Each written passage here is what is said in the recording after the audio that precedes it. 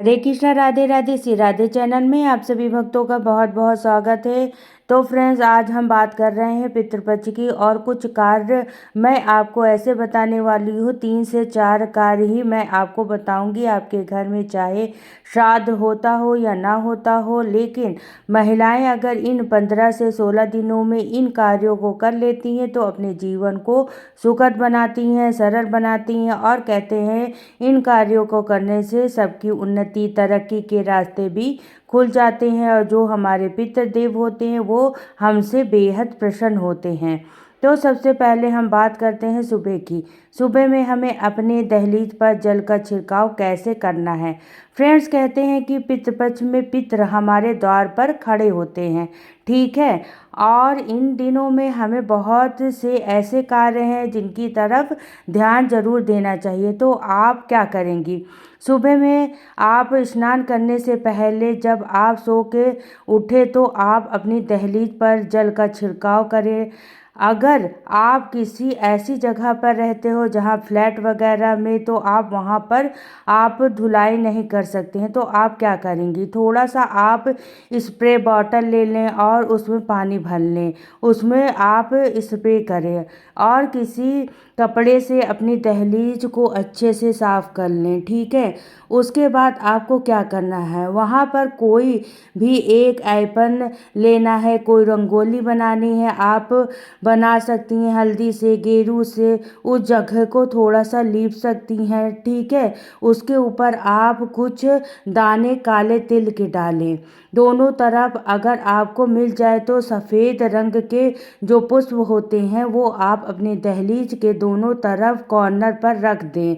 एक एक फूल आपको दोनों कॉर्नर पर रख देना है। ये हो गया आपकी सुबह का दहलीज पूजन, ठीक है। उसके बाद फ्रेंड, जो भी आपकी सुबह के काम होते हैं उनसे आप फ्री हो जाए। उसके बाद स्नान करें। स्नान करने के बाद एक लोटा जल लें और उसमें थोड़ा सा तिल डाल लें, क्योंकि देखिए पितृपक्ष में काले तिल का विशेष महत्व होता है, ठीक है। तो आप एक लोटे जल में थोड़ा सा काले तिल डाल के सूर्य देवता को आप जल चढ़ाएं। कहते हैं कि अगर हम सूर्य देवता को इस तरह से जल चढ़ाते हैं तो हमारे पितरों को तृप्ति मिलती है, शांति मिलती है, ठीक है। और अब उसके बाद जो भी आपने घर में देव वृक्ष लगा रखे हैं, जैसे तुलसी का पौधा, केले का वृक्ष लगा रखा है या फिर समी का वृक्ष लगा रखा है, आप उन सबको जल चढ़ाएं, ठीक है।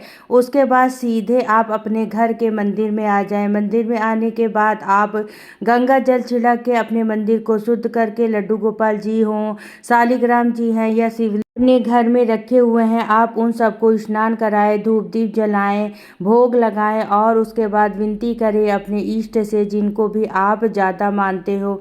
भोलेनाथ हुए, क्योंकि देखिए महाकाल है वो, ठीक है। तो जो भी आपके आराध्य हैं आप उनसे विनती करेंगे अपने पितरों की तृप्ति के लिए, उनसे मोक्ष प्राप्ति के लिए आप प्रभु से विनती कर सकते हैं।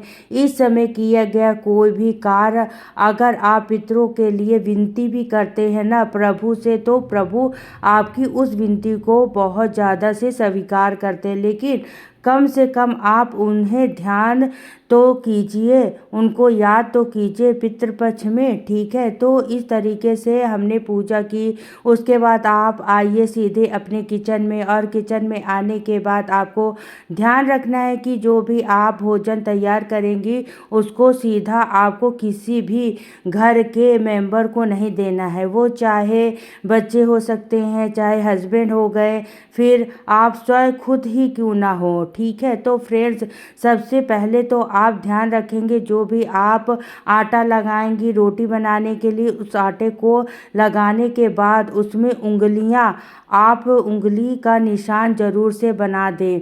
उसको एकदम चिकना करके ना रखें, नहीं तो वो एक पिंडी के समान माना जाता है, ठीक है। तो आप उसमें उंगलियों से गहरे गहरे निशान बना दें आटे पर। उसके बाद आपको ध्यान ये रखना है कि जो भी रोटी पहनाएंगे, पहली रोटी, वो पहली रोटी किसी को नहीं खाना है, कभी भी नहीं खाना चाहिए।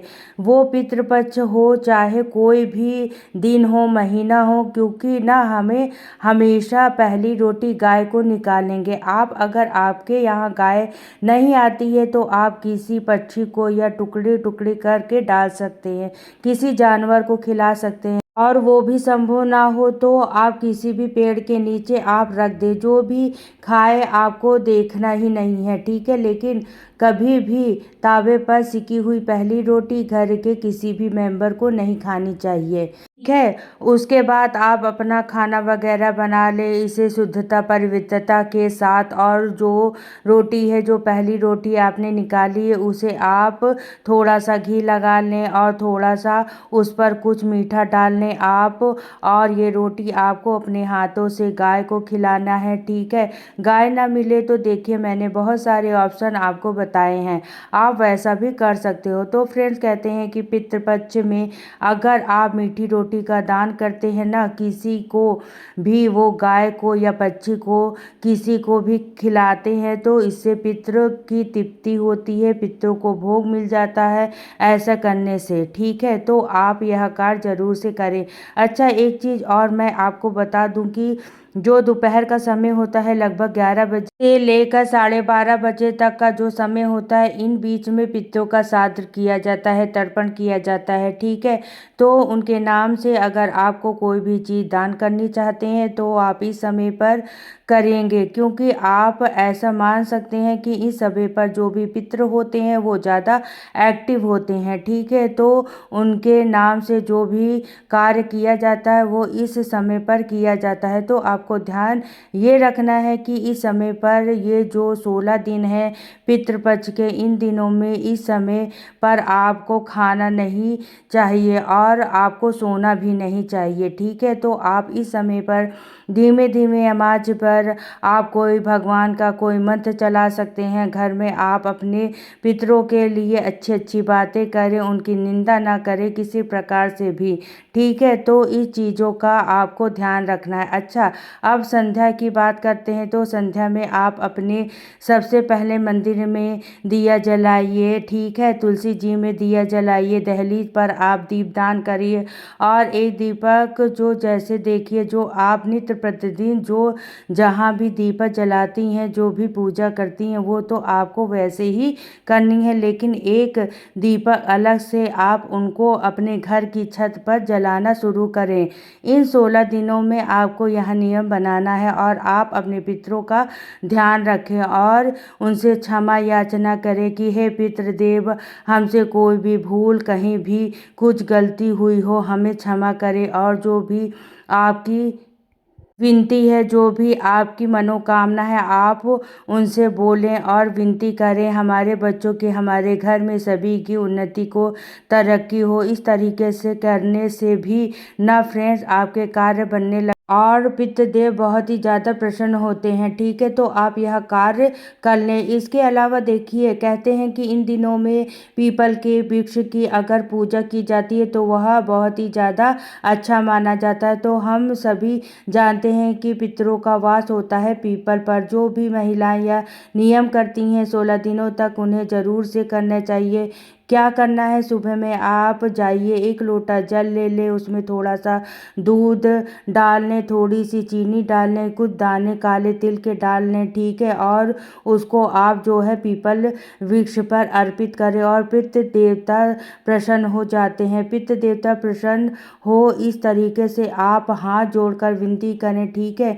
घर आ जाएं, संध्या को आप फिर से जाएं, एक चौमुखी दीपक आपको वहाँ पर जलाना है। वो दीपक आटे का भी हो सकता है, मिट्टी का भी हो सकता है, लेकिन उसमें काले तिल आप जरूर से डाल दें, क्योंकि देखिए पितृपक्ष में तिलों का विशेष महत्व होता है, ठीक है। अब आप जब घर में शाम को जो भी संध्या के समय जो खाना बनाएंगी, उसमें आपको क्या ध्यान रखना है कि जो भी सबसे पहले जो देखिए सात्विक भोजन बनाना है। इन दिनों में आपको यहाँ पे प्याज लहसुन का बिल्कुल भी यूज नहीं करेंगे किचन में, ठीक है। संध्या में आप जो भी भोजन बनाएंगे उसमें से आप 1 रोटी पितरों के नाम का आप अलग से दे दें। उस पर आप चाहे एक बतासा रख सकते हैं, आप थोड़ी सी चीनी रख दें, मिश्री रख दें, कोई भी सफ़ेद रंग की मिठाई रख सकते हैं, क्योंकि सफ़ेद चीज़ों का भोग पितरों को दिया जाता है। ठीक है, तो आप इस रोटी को जो है आप दक्षिण दिशा की तरफ, अगर आपको खुला स्थान है वहाँ रख सकते हैं। आपको कोई जानवर दिख जाए तो आप उनके नाम से जो है पितर के नाम से उस गाय को खिला सकती हैं, कौवे को खिला सकती हैं। देखिए, कौवों को बोलते हैं कि यमलोक से आया हुआ होता है ये। ठीक है, तो कहते हैं कि इसमें पितर जो है इस जरिए से हमारे घर तक आते हैं, कौवा बन के पितर हमारे घर आ जाते हैं। ठीक है, तो आप कौवे को खिला सकती हैं, आप काले कुत्ते को खिला सकती हैं। और अगर उस समय आपको कोई ना मिला तो आप क्या करेंगी, उसमें आप एक कटोरी में ढक कर रख दें और एक गिलास पानी और ढक कर रख दें। किचन में आप रात को पूरी किचन साफ कर दें और उसको ढक कर रख दें खाने को, और सुबह उठकर आप किसी भी जानवर को खिला दें या फिर पेड़ के नीचे रख सकती हैं। जो पानी आपने रखा है वह आप किसी गमले में डाल दें। फ्रेंड्स, कहते हैं आप श्राद्ध करें या ना करें, लेकिन ये 3 से 4 काम अगर आप कर लेते हैं तो आपके पिता आपसे बहुत प्रसन्न होते हैं। और फ्रेंड्स, इन दिनों में आपको किसी भी खाना खिलाने का मौका मिल जाए, पानी पिलाने का मौका मिल जाए, तो आप चूके ना ये कार्य बहुत ही मन से, बहुत ही खुशी से होकर कर सकते हैं। न जाने कि किन दिनों में किस रूप में हमारे सामने आ जाएं। वो किसी जानवर के रूप में भी आ सकते हैं, वो किसी पक्षी के रूप में भी आ सकते हैं, वह किसी इंसान के रूप में भी आ सकते हैं। ठीक है, तो फ्रेंड्स, इन दिनों में जो भी कोई अपने पितरों के लिए जल देता है, दीपदान करता है, भोजन कराता है, उसमें पितर बेहद प्रसन्न होते हैं और ज़्यादा ढेर आशीर्वाद देते हैं। तो फ्रेंड्स, बहुत छोटी छोटी सी लेकिन बहुत काम की ज़रूरी बातें मैंने आपको बता दी है। उम्मीद करती हूँ कि ये जानकारी आपको बहुत पसंद आई होगी। वीडियो अच्छा लगे तो लाइक करिएगा, शेयर करिएगा, कमेंट ज़रूर करिएगा। फिर मिलती हूँ नेक्स्ट वीडियो में। तो सभी को राधे राधे, जय श्री कृष्णा।